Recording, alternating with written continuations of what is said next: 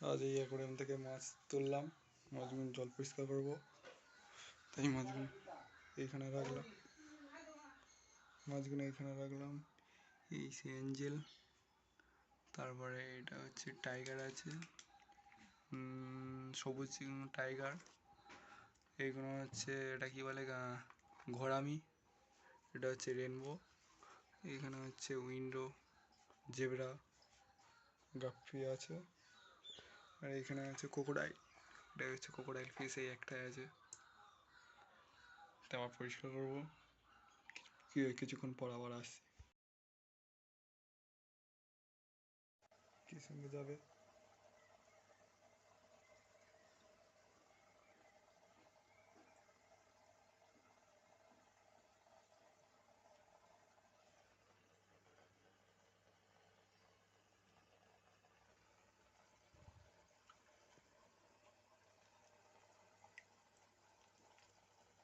সব মাছগুলো এটা কি সুন্দর দেখাচ্ছে, পুরো পতাকার মতন কালারটা হচ্ছিল, কিন্তু একটুর জন্যই হয়ে গেল,